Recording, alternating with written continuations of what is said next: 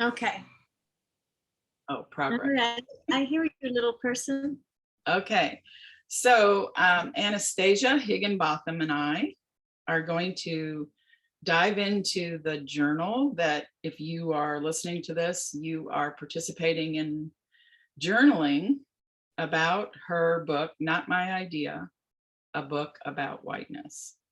So before I say anything else, I just want to thank Anastasia, because I know as a teacher, somebody involved in working with social workers, art therapists, all the people who can benefit from using your books regarding these issues in childhood. We are not always visited personally this way. And it's really says so much about you that you would take the time for us to understand how we're using your amazing work. And so thank you for that. It means a lot to us. It gives me what I want to. Well, thank you.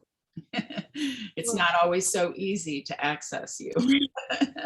All right, so I'm going to start by reading this Toni Morrison quote. Yes. And then I am going to just let you talk about the way you feel about the comment. That's what I'm going to ask the participants to do. I'm going to ask them to really listen into that quote and say, this is what comes up for me after I hear that. Mm-hmm. White people have a very, very serious problem, and they should start thinking about what they can do about it. Take me out of it. Toni Morrison, 1993. The word that best expresses how that line lands with me is relief. I feel relief to hear Toni Morrison draw a boundary for herself and offer me an opportunity to take this up and take this on in a very personal, fully internalized way, and break through or dispel the myth and my own conditioning into believing the lie that this is not about me, that this is happening to someone else. Race is happening to someone else. Racism is happening to someone else. When Toni Morrison says that, it makes it so clear that this is, exactly her words. White people have a very serious problem, and they should start thinking about what they can do about it. I just feel it as a charge, and I feel it the way, it is a grace to offer somebody the opportunity and the not the opportunity, but this is how to be successful. This is how to be in relationship with me or with this thing that we're addressing called racism. Mm-hmm. It feels like what's being offered is the solution to something that feels so unsolvable. Up until that moment. And for me, it was always something that mattered. It was always something I cared about. It was always something that called me and pulled me and plagued me and haunted. But this framing allows me to take it all in and take it on and be like, okay, then. It gives me energy. Like when I say charge, I mean, like, this is your charge, as in this is your assignment if you choose to accept it. But also the charge of electricity, the charge of energy that is, all right, that's our work then. This is what we get to do. Take it very, very personally. And then see what you want to do about that. And how would you treat any illness? I mean, the way Toni says it is, a very, very serious problem. And, you know, if you think about a problem as kind of an illness or just something that's happening in yourself, that there, you know, there needs to be understanding of it. There needs to be journaling about it. You know, like when you're trying to figure out what's wrong with you, or something feels off and you're trying to figure it out, and you like to, okay, well, I ate this and this happened. I ate this and this and this and nothing happened. And then you start to identify the patterns. And so to me, it's just a way in to like that process that lets you understand yourself better, understand my own power better, and how do I step into a room, and how do I leave a room, and what chance do I have in this moment? What choice do I have in this moment that would be disruptive to systems as they are? And that discipline is very, very inspiring and engaging to me. And I can't let it alone now that she said that. Thank you. Oh my gosh. Thank you. Okay. All right. So I know if you're listening to this as a participant, if you're like me, you're saying, okay, press pause.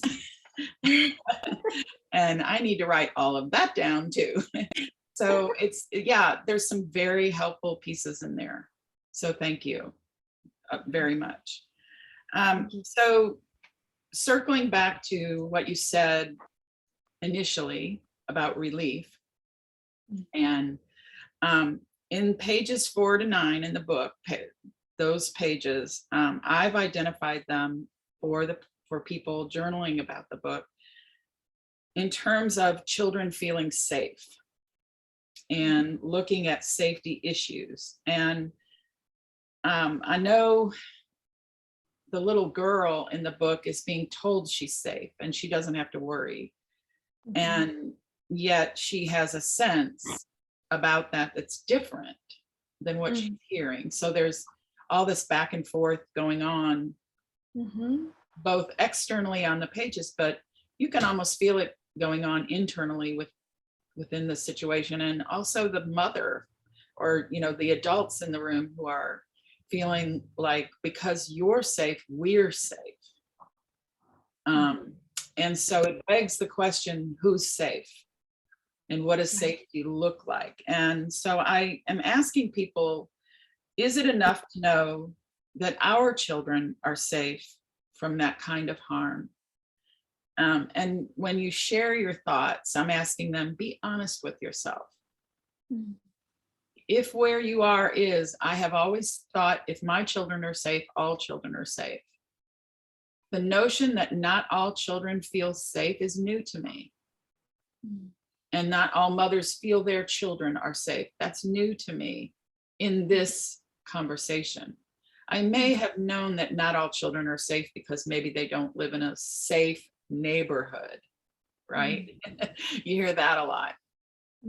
So it's the neighborhood that's the problem with the safety, not racism. And, you know, and who are they safe from?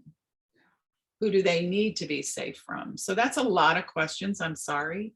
But I think that I would like for people, as they're doing this for me is a foundational racist idea. Safety, yeah. And then just so participants know, we're going to have a follow-up recording with a young woman named Taylor Little, who's going to talk about, as a young Black woman growing up, her response to this question about safety. And we've also talked about the character Jeremy in the book, Roll of Thunder, Hear My Cry, which many people who are taking this study may have read in middle school or, you know, elementary school. So there's all of that rolled into safety is so foundational. So your thoughts. And safety in that moment, the way that the mother frames safety, you're safe. This has nothing to do with you. Is that what she says? This has nothing to do with you. You're safe, understand? And the child says, Right. thinks but does not say no. It's an alienating concept right from the start. Yep. The fact that I can feel safe and be assured of I'm safe if I know that you, Michelle, you know, Bree Newsom over your shoulder, if I know you are not safe,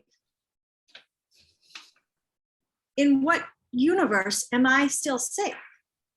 Like, it's not, and the universe in which that is safe, see, that could even be possibly construed as safety, is whiteness. It's only with that lens that you could be so disconnected from your humanity that somebody else gets shot down beside you and you could be like, I'm safe. Now, and there may, you know, not to say that there's not a biological, like, there's guns aimed at us and I hope I don't get shot. Mm-hmm. But in the presence of that, I am not safe. If the gun is always aiming around me and I am not in the line of fire, but there's still shots being fired, I'm just not safe if I feel any connection at all to who's there. Mm-hmm. Or who isn't there, you know, like the mom, you know, I used the word power on that, made sure that that was really visible when the mother turns off the television, turns off the screen, because what she's shutting out is a reality that she can say, that's not us. And so that the alienation begins with that we are us and they are them. And that trouble is not here. Mm-hmm. But what the book invites and what humanity invites is being able to sense and stay connected, even when even when that button is pressed, to the fact that there is trouble. And now it's in my belly, it's in my gut, and it's in my mind.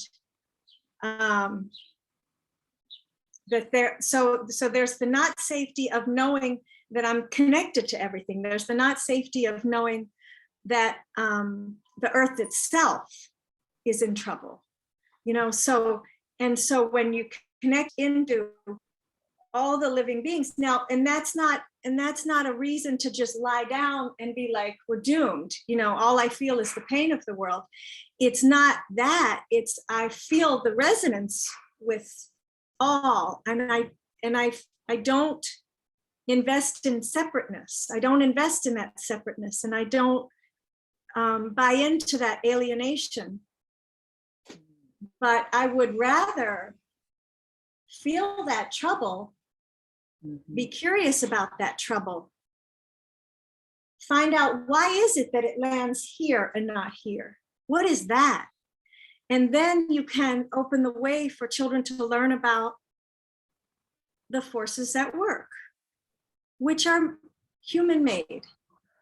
And so can be human unmade, you know, in small ways, not in a magic wand way, and not in a Marvel movie, Avengers Unite way, but in the small ways that we make those choices that uproot something, or examine a habit that doesn't need to be a habit, that locking of the door later in the book.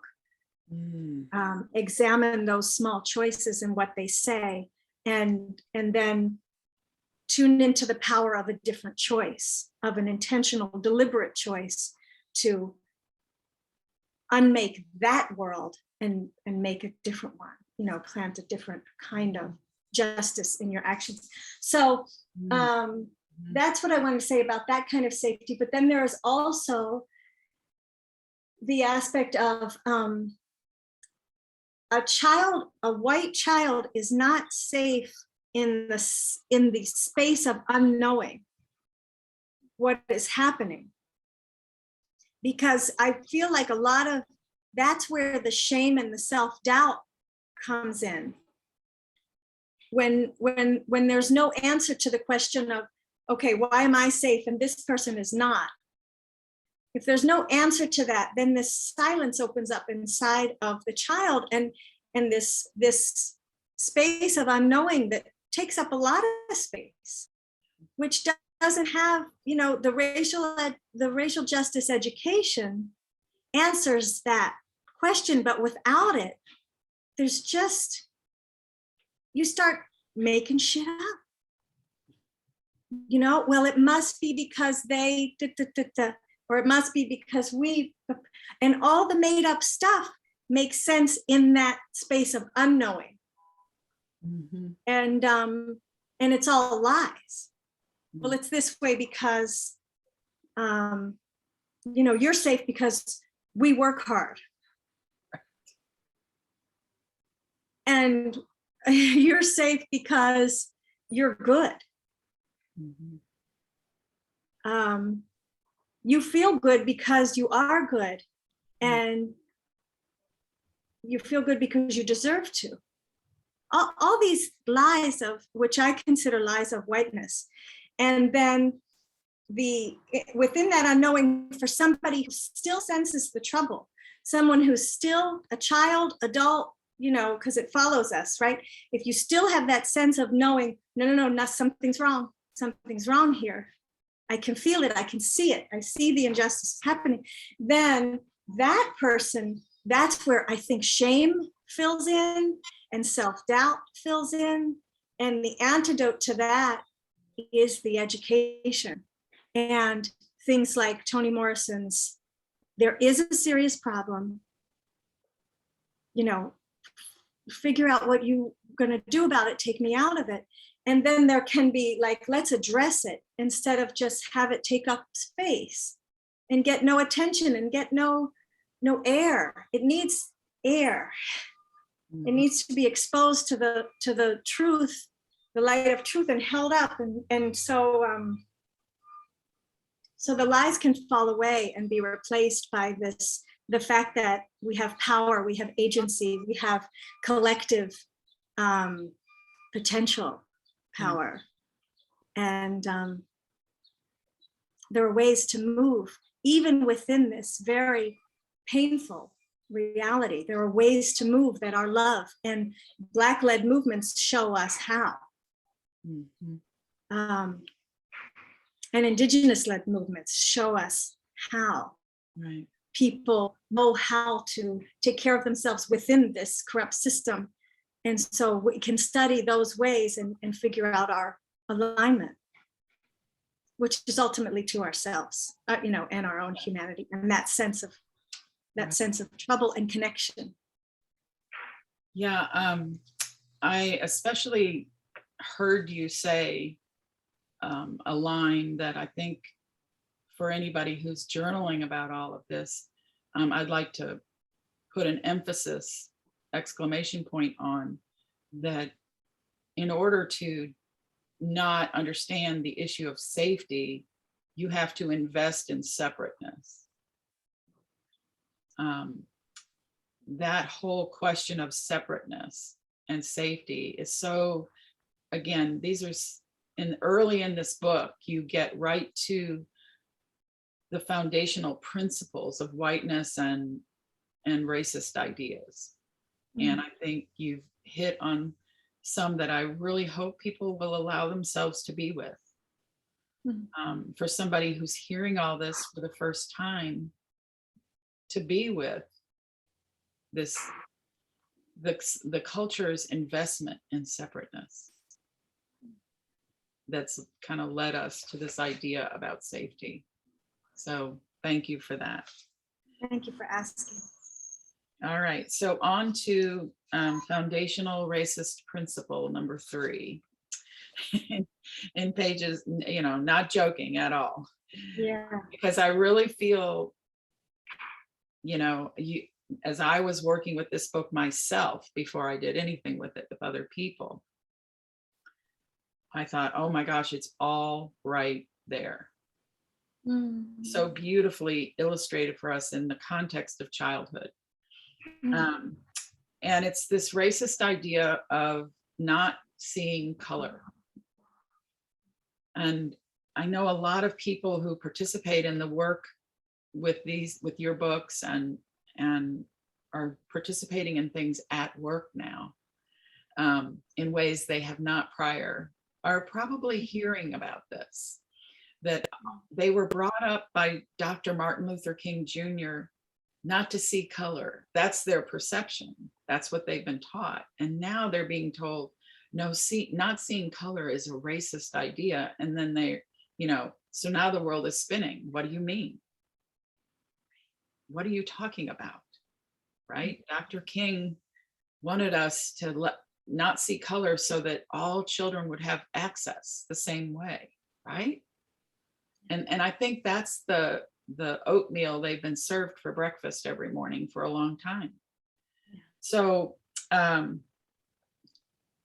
there are many, many spaces that you identify as you move into this idea of not seeing color and what happens as a result of that.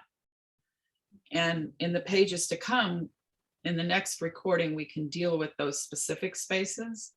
Yeah. For now, what I really would love for you to share with us are any thoughts you have about this seeing color piece. And then also, when we don't see color as that being a racist idea, we can be very familiar with, it affects housing, it affects this and affects that. And we're going to go into all of that. I would like to start by focusing on that racist idea first. And then second, what has it done, what I call glory erasure? So ready, set, go. Through the lens of whiteness, through the culture of whiteness, that we don't see color is a defensive and racist.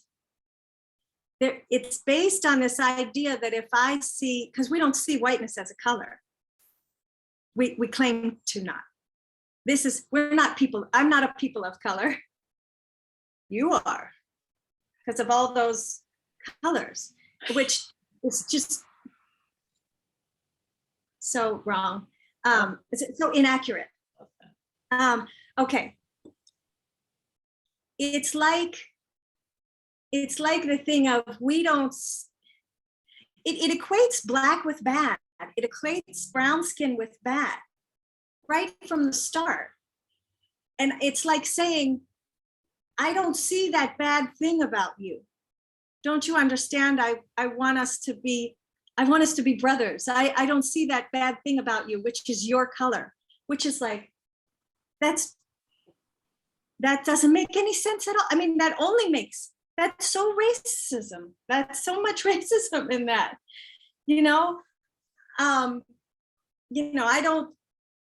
I don't see your wrinkles. I don't see your age. I don't see your round body. I don't see your disabilities and the fact that you use a wheelchair. I don't see that. It's like, what are you talking about? I'm right in front of you.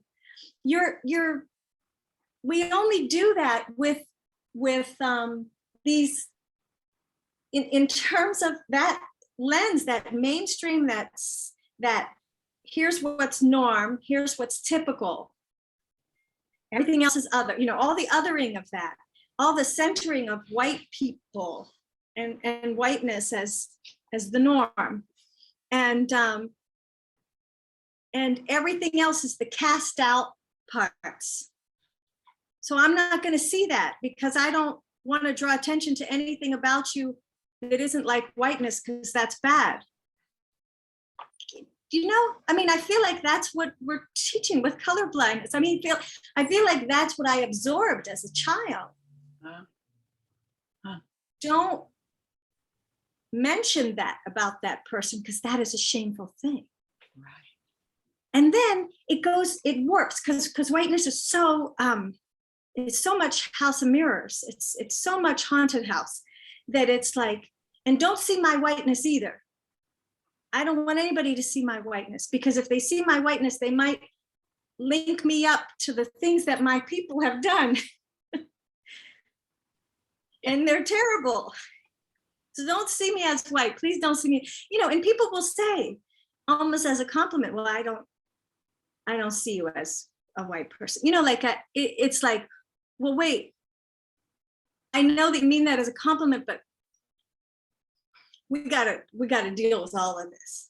And the problem is not the people saying it. The problem is the system within, and the that we're all operating within, and the fact that all that stuff is embedded, and we're not even conscious of it. Right. And then, as you say, it negates the glory. It denies the glory. Like for something like wrinkles and age, it's like, no, see that I earned that. And brown skin and very dark and light and this tone and that tone. It's like, no, see it. There's a story there. Mm-hmm. There's history there. There's as you say, there's glory. Yeah. And in a person's body shape, and in a person's capabilities and disabilities and neurodivergences, all of those things that's the riches. Mm-hmm. That's the very thing. But you have to uncenter whiteness and cisgender and all, all of the things. You have to uncenter all of that stuff that is part of this mindset that is so limited in its imagination, and just limited in what is, these people are right in front of you, and you are right in front of them, and everybody can see everybody. Yeah. And if that scares you, let's start there. Yeah. And I think that there's your journaling prompt, right? If that scares you, let's start there. And if you have already thought about this, let's start there. If you're not scared of it, let's, all of the above. It's a perfect way to look at the whole concept of color also as separateness, that you've woven it all together for us really beautifully. I'll just say that, and thank you again for that. So we can stop here for this part. If there's anything you want to say in closing before people take these very concrete foundational spaces into their journaling experience. And I know you and I both would encourage people to make art around this as a response, and not feel that journaling equals writing. Journaling can equal many things. And for some people it's spoken words. So I did want to say that before we close, that I know you and I both would say journaling is whatever way you express a response to all of this. And also the part 2 of that being that, that no matter how long you've been thinking about these ideas, we're always still thinking about them, and that, it may be something you want to revisit on a regular basis or have conversation with someone about.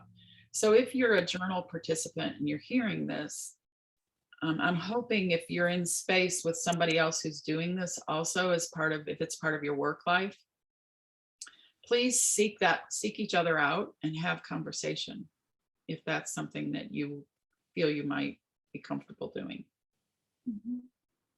Anything you want to say, Anastasia?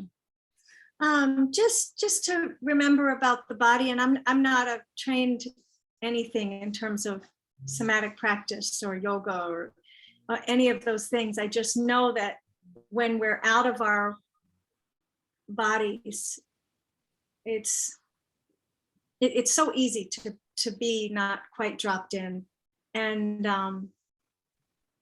that however you achieve that, whether you make yourself a cup of tea, whether you do some yoga or go for a walk or just look out the window or like focus on an object in your space and drop down into wherever you are before you journal. And if the words aren't coming, then yes, pictures And if the pictures aren't coming or you think you can't draw, make spirals, make branches, make circles, connect the dots, and don't worry about it. Let it, that's part of your journal too, is you go back and you remember that day after that segment, all I could do was circle and connect them to each other. There you go. Right. Connect the dots, whatever. Right. That's what I'm hearing. And connect these dots, especially. Yeah. And I appreciate so much that you mentioned the issue of, staying in your body and responses to that. Because no matter who you are, you could be listening to this and start to experience something in your body that's new. And, depending on what that looks like, it's worth paying attention to. So thank you for bringing that up. All right. So till next time. Great. Thank you. Thank you all. Thank you, Michelle.